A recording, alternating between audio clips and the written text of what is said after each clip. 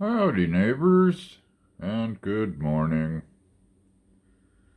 Okay, yesterday I took this thing out to make a run on the roads to see how it would all hold together. Seemed to do pretty good when I just ran around here, so I thought, okay, the road in and out of here, it's 5 miles, and it's horrible. Ended up making it about almost all the way, maybe within a mile, and my motor started showing overheating like it did when I first bought it. And I blamed that on climbing the hills up to Flagstaff. Well, yesterday I was only doing like anywhere from 2 to 3 miles an hour, and the alarm come on, the temperature showed it was going up to 210, and so I pulled over and popped the hood there and look everything over. The radiator overflow tank was still cold, like it hadn't moved, and there was no fluids leaking anywhere. I mean, nowhere. And it didn't smell hot, nothing. And the thing is that I thought, okay, well, I called Badge and talked to him, and he says, shoot it with your infrared thermometer. So here I am alongside the road, looking through every single drawer I have in here, going, okay, I have it. I know I have it. What the heck did I do with it? Where is it? Well, it turned out that I'd forgotten it. I'd given it to Vicky so that she could shoot her floors and her walls and stuff and see how cold it was in the mornings. So I start driving back, and I made it not even halfway, and it did it again. So I pull off and call him and talk to him, and go around and check everything again. And he says, it sounds like it's probably a sensor. So I drive back here, ignore the buzzer. The temperature didn't go above the 210 mark. Matter of fact, a couple of times it went off for some reason, and it looked like the temperature was dropping. And then it went back up and started again. So I pull in here and immediately jump out, and I go and I get the thermometer. So within not even a minute of stopping, I popped the hood there and shot everything. And it was cold. The radiator was cold. The head was 155 degrees. I mean, and Badge says, yeah, it's got to be something like a sensor, because there was no heat to speak of that would have caused this thing to do an overheating thing. So I got to get it to a shop, which means going over to Flagstaff, probably listening to the damn buzzer most of the way, and get it looked at. I want to get it serviced anyway, but I've been really hesitant, and part of it was in the beginning when we were first here, there was so much water on the roads, there was no way out that we could even get out. But it's starting to get cold. As a matter of fact, it was 40 degrees where I'm sitting in here. The heater, very, very impressed. Extremely impressed. Man, that thing does good.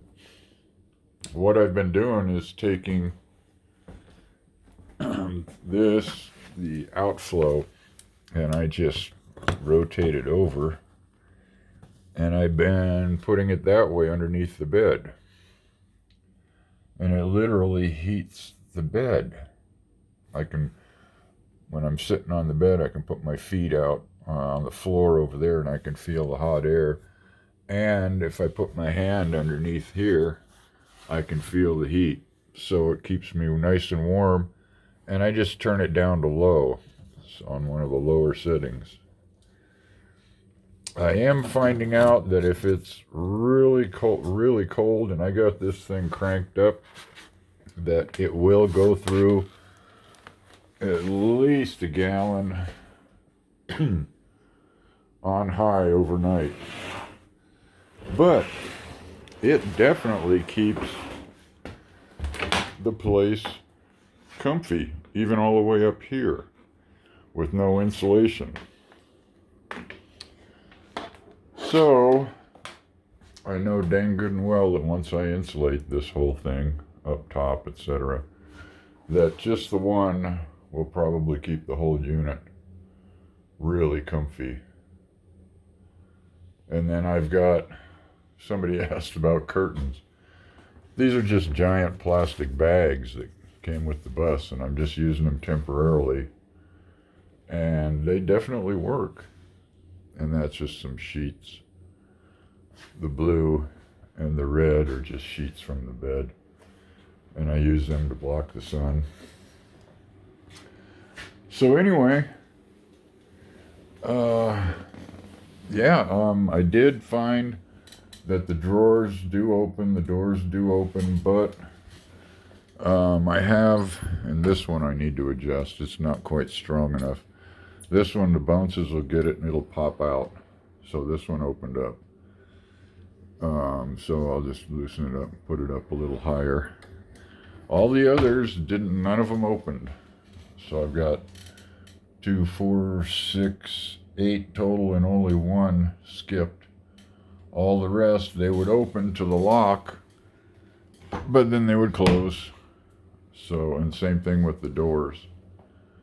And everything that I built stayed right where it's supposed to be. All of this is still rock hard. It doesn't appear that anything's gone anywhere. Even all my batteries where I screwed them to the floor. Well, I just put some wood on the floor to hold them into place, and they've stayed. So, and that road is a hellacious road. Granted, I had everything cleared off the counters, but eventually I'll have shelves and places, and I'll get some Velcro and stuff so I can hold things in place.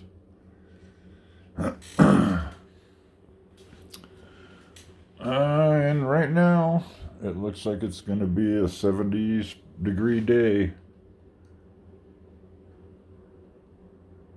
So that's what's going on with the big bus.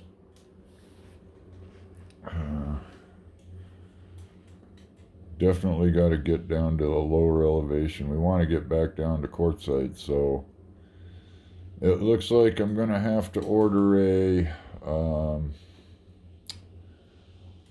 trailer hitch online and then take it into quartzite and have a welding company weld it on for me.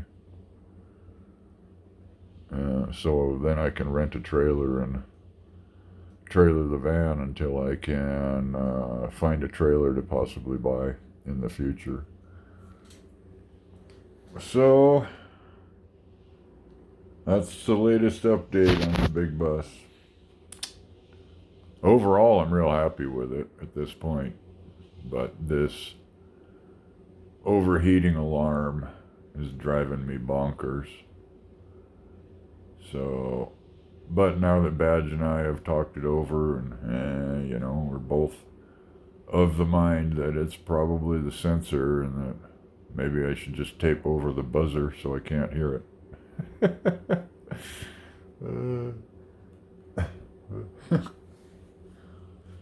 Let's see. I made breakfast this morning. Bacon and eggs and orange juice. I gotta clean the pan. I gotta find a sink. Anyway, little by little, ugh, back's already killing me from just standing around. I got to get a stool so I can stand up here or sit down here while I'm cooking. Ugh. Well, I hope y'all have a good weekend.